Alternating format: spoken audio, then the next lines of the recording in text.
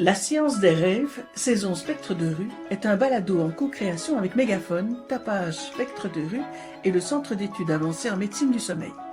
Tapage, travail alternatif payé à la journée, a comme principal objectif d'aider les jeunes en situation de précarité à développer leur autonomie.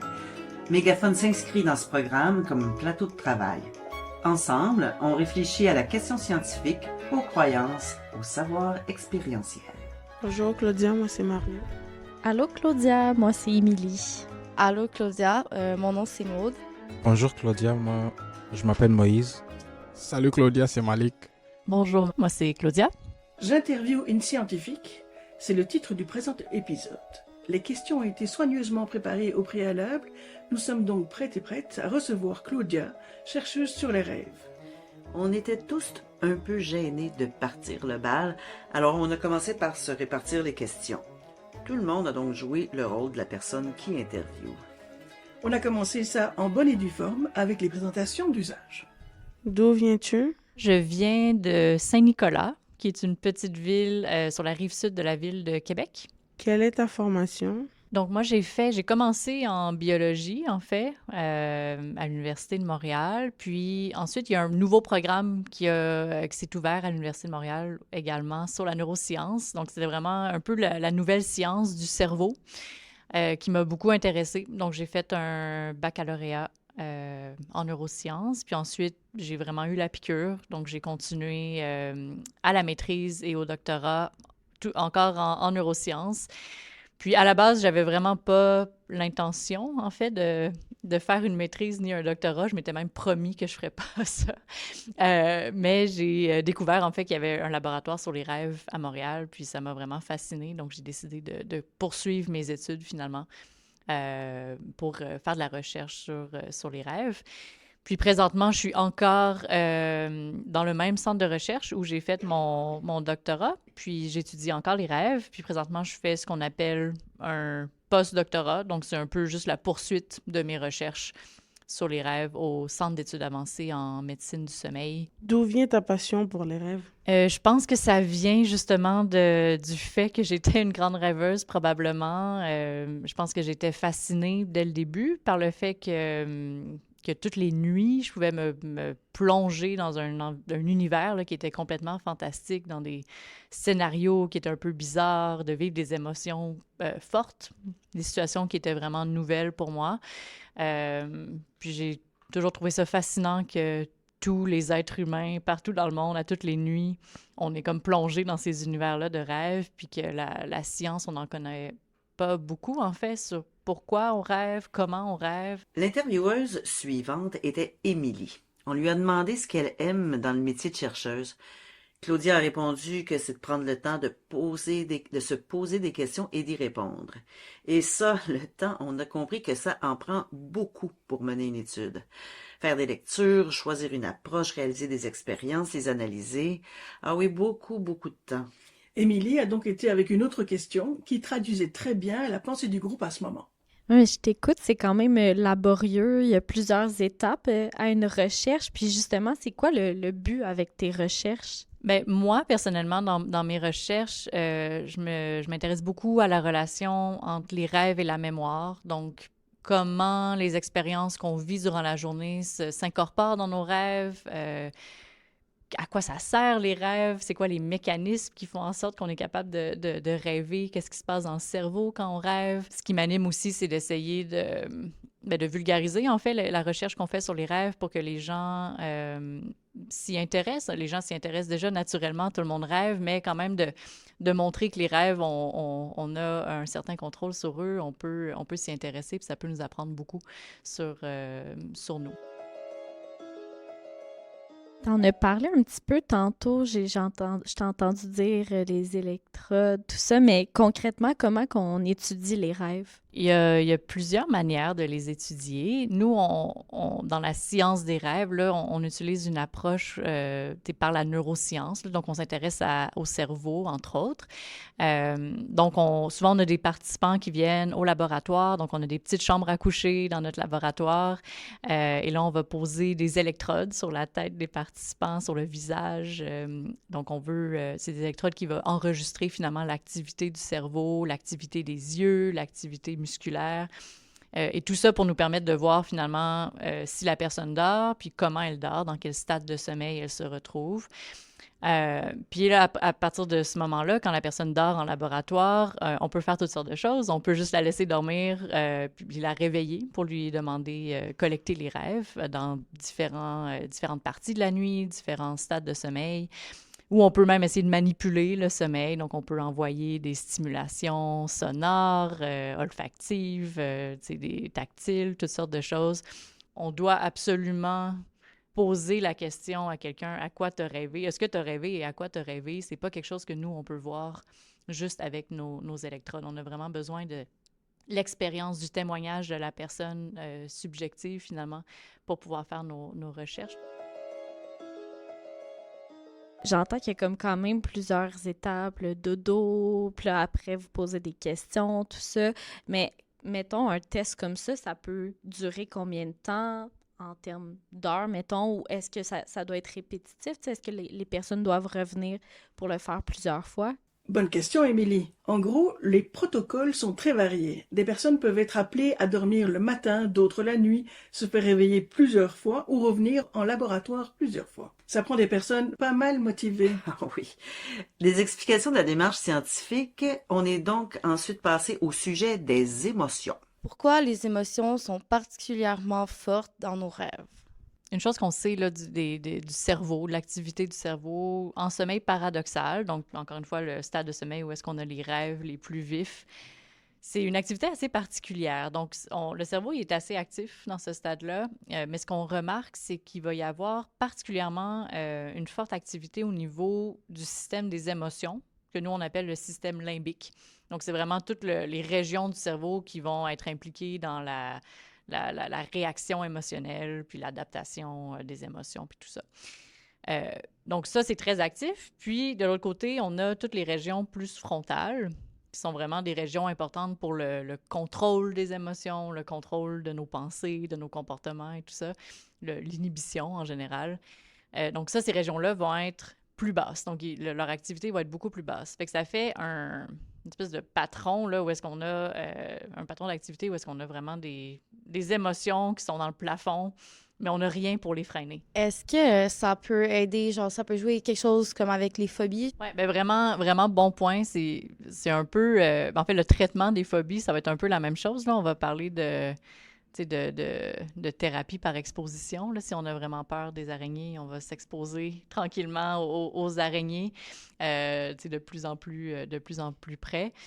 Puis on pense que c'est peut-être un petit peu la même chose qui se passe dans les mauvais rêves, même dans les cauchemars, là, cette idée-là d'exposition. Fait que dans un sens, peut-être que oui, il y a certaines phobies qui pourraient... les gens qui ont des phobies particulières, là, peut-être que le fait d'y rêver, surtout si c'est des rêves qui sont positifs, là, ça pourrait aider peut-être à long terme là, à s'y exposer de manière complètement naturelle puis spontanée.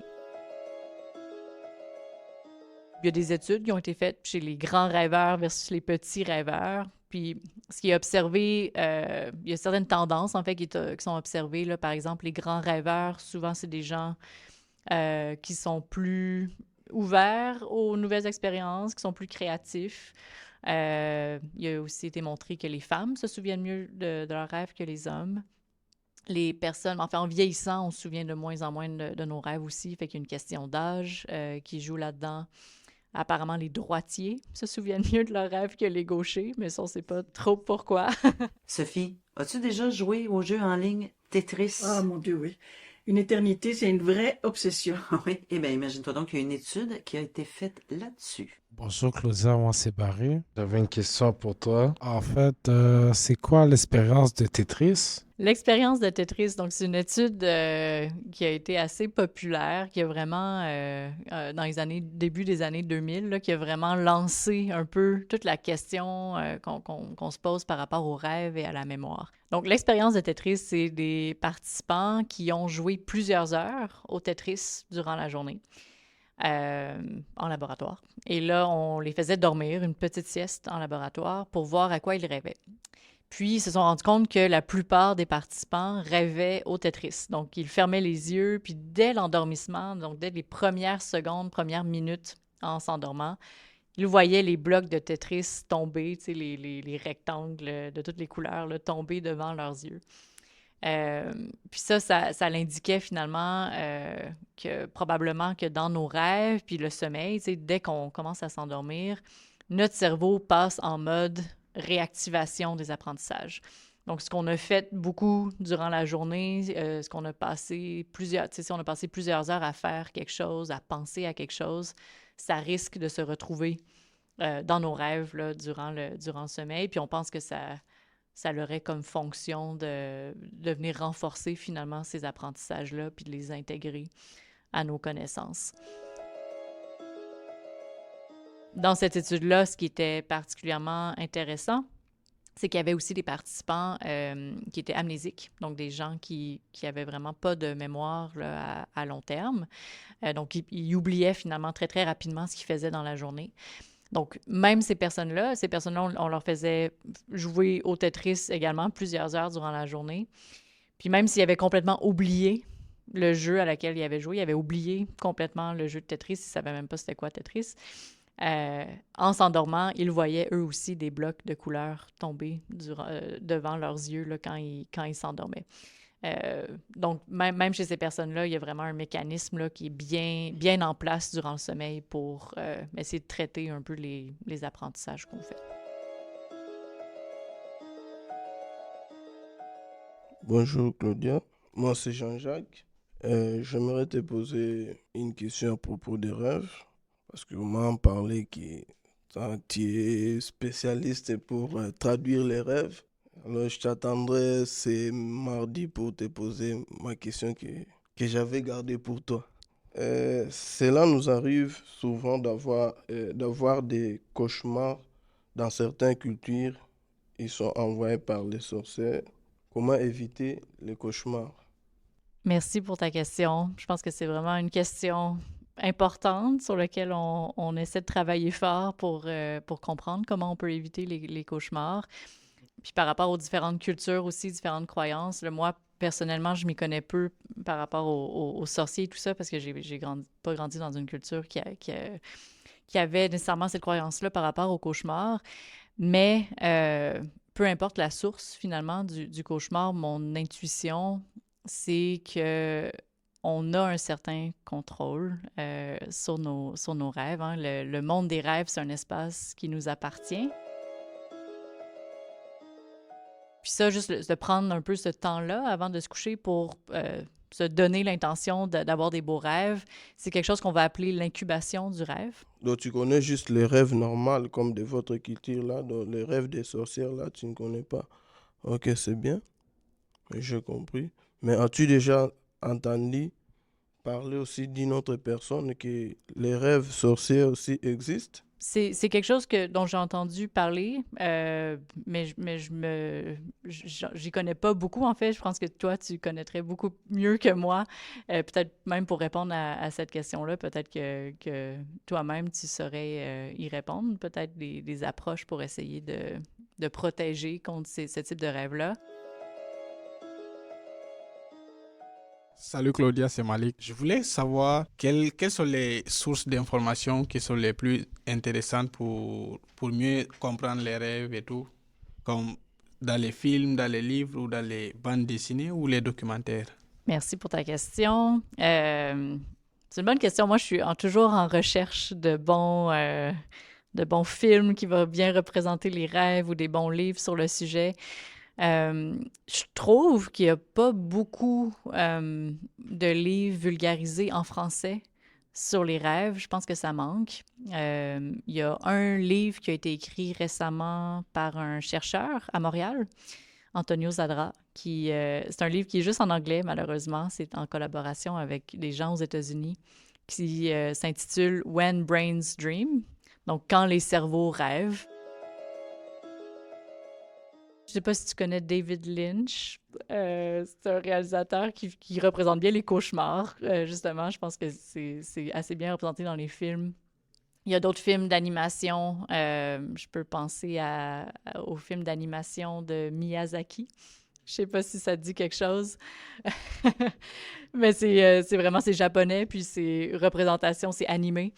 Puis je trouve qu'il fait vraiment... je trouve qu'il représente très bien un peu les rêves, là, comment c'est instable, comment c'est bizarre, comment les choses se transforment puis se superposent. Mais après, il y a Inception. Je sais pas si tu connais le film. Ça, c'est un film assez populaire qui parle des rêves lucides, qui est pas nécessairement la meilleure représentation des rêves lucides, mais je pense qu'il est assez sympathique. T'aimerais ça écrire soit faire un documentaire ou écrire un livre sur les rêves un jour? Potentiellement. Moi, je pense qu'il y a la bande dessinée qui m'intéresse beaucoup. Je te souhaite bonne chance. Merci beaucoup. Merci à toi. Claudia a aussi posé des questions aux tapageurs et tapageuses. On a discuté de l'impact des rêves sur nos journées, de l'impact de l'environnement où on dort sur nos rêves.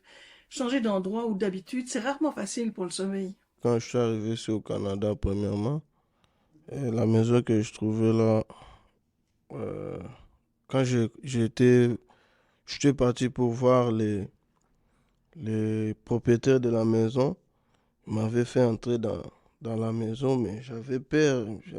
Mais il m'a fait entrer où? Mais on causait là et puis il m'a présenté la chambre. Mais quand je dormais là, pendant la nuit, j'avais toujours peur. Est-ce qu'ils vont m'envoyer des bandits pour me tuer ou quoi? Parce que je ne sais pas comment les choses ça se passe ici. J'avais eu peur. Toute la nuit, je ne dormais pas. Je suis toujours comme ça. Merci Jean-Jacques. Merci à Claudia et à tous les tapageurs et tapageuses pour ce parcours sur les rêves. Malik, Maude, Théo, Moïse, Xavier, Barry et les intervenantes Alexandra, Émilie et Amaru. Au tout début du parcours, vous vous étiez fixé des objectifs, soit d'améliorer vos compétences de communicateur, soit d'apprendre des notions scientifiques ou d'aller jusqu'au bout du projet.